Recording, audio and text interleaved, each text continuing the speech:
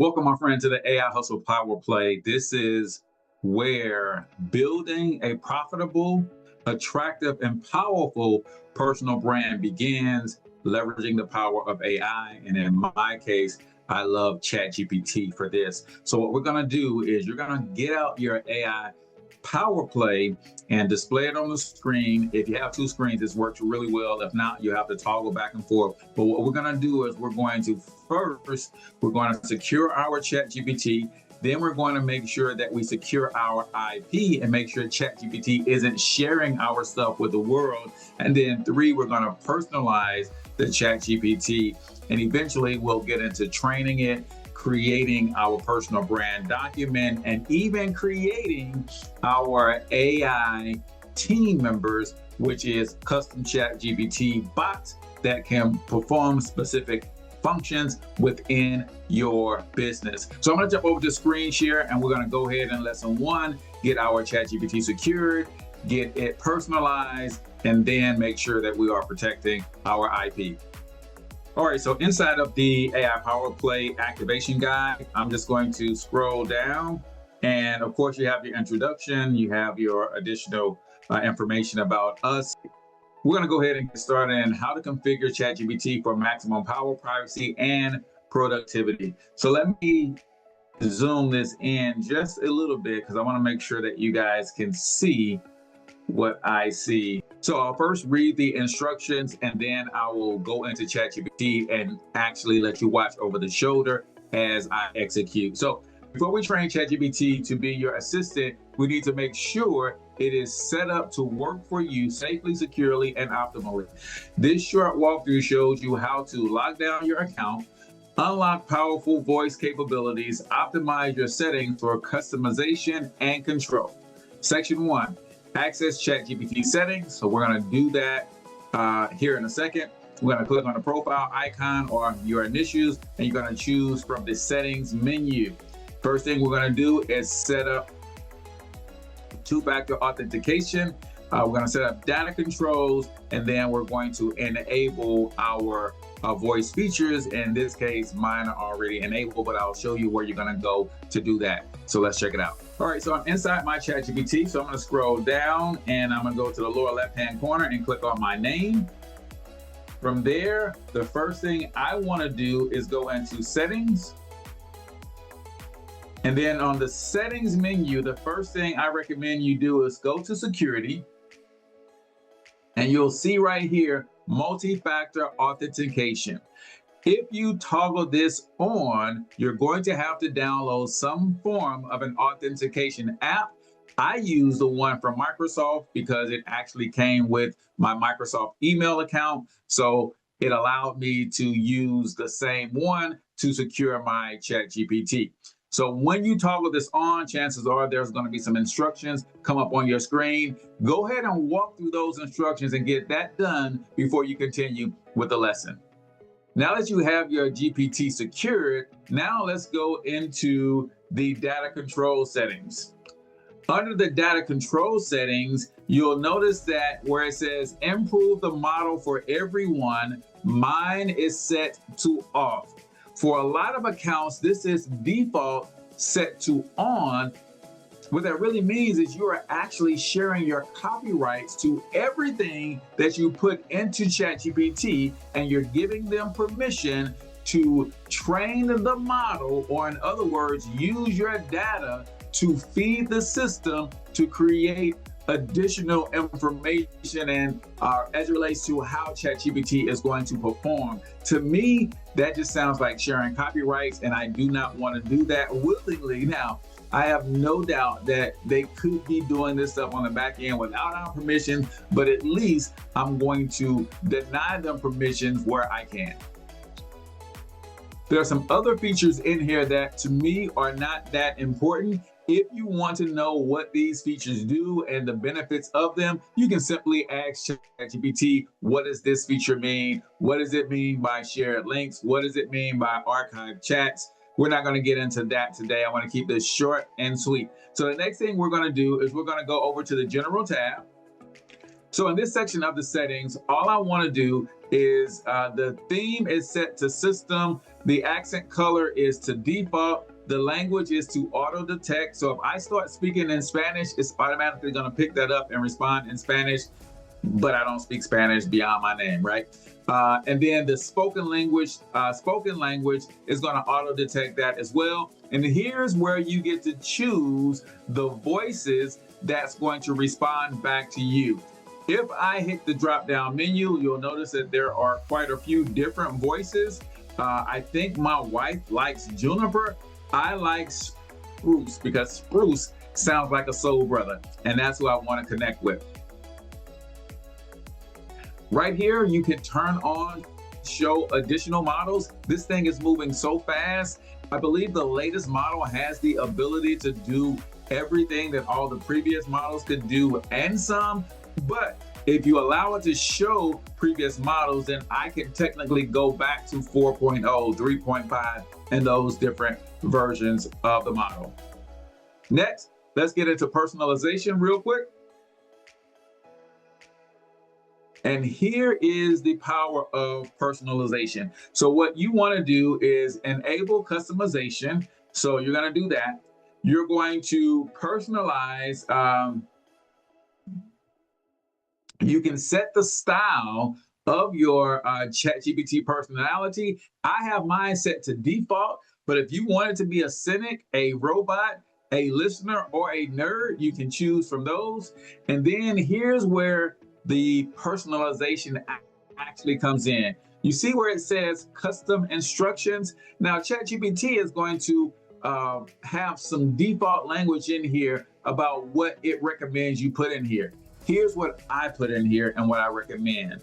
I put in my brand, voice, and tone, and I'll show you how to get that set up here in a second. But it says, I speak with a voice that's all about inspiration and empowerment. When people listen to me, I want them to feel like they've got a mentor who's not just knowledgeable, but truly in their corner, cheering them on. So that's the brand, voice, and tone that I want ChatGPT to write with when I'm asking it to create content of any kind for me. If you scroll down a little bit further, you'll see that it asks for a nickname. Of course, I'm Cortez Hustle. It asks for occupation. You're going to put that in there because it does remember that when you're using it. And then right here, it says more about you. This is where you're going to put in your bio. Now, some of you guys may not have a bio put together, but let me show you how you get a bio done really, really quickly and how you get your brand, voice, and tone set up. So to get a bio done really, really quickly, all you're going to do is come over to ChatGPT and you're going to, you can talk to it if you want to, but I'm going to use the dictate microphone real quick. And here's a prompt that you can put in, and I'll make sure I put a cleaned up version of this prompt in the lesson notes below. So all you have to do is copy and paste. I need to create a bio for future use, specifically for training you on all that I am and all that I do. Ask me 5 questions about myself that will help you pull together a good bio so that all I have to do is copy and paste into the About Me section inside of your settings. So now that I've asked it, now you'll see that it transcribed everything that I said, and then all I have to do is hit go, and now it's going to create those questions that all I have to do is answer those questions, and boom, I have a bio. Now, if I was using the voice mode, it would be reading this back to me.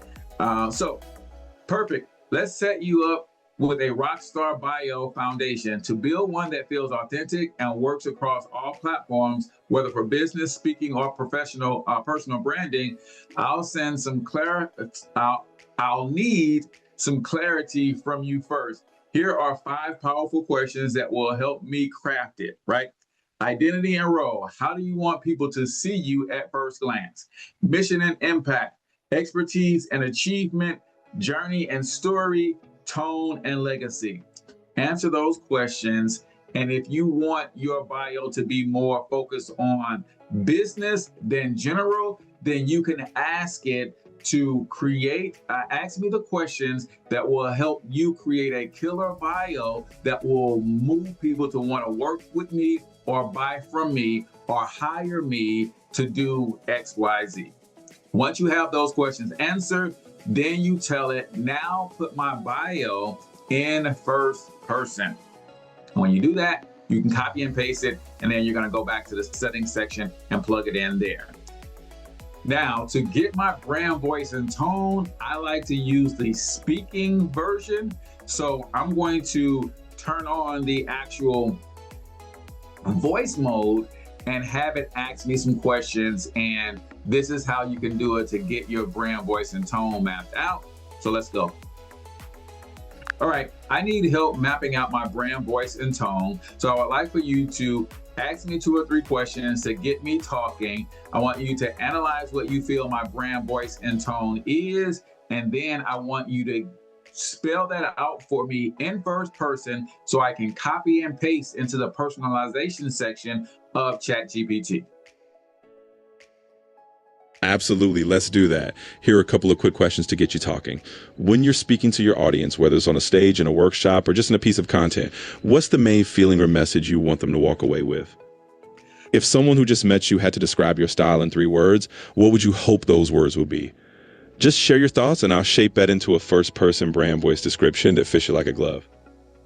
So I want them to feel empowered. I want them to feel that I am empathetic to their needs in their situation. But if they're asking for advice, I also want them to know that I want to give a direct answer and my thoughts on how I would approach the situation if I were them. So I want them to feel like, I have big brother vibes, but definitely someone who wants to see them thrive at their best, be inspired by my words to take action to transform.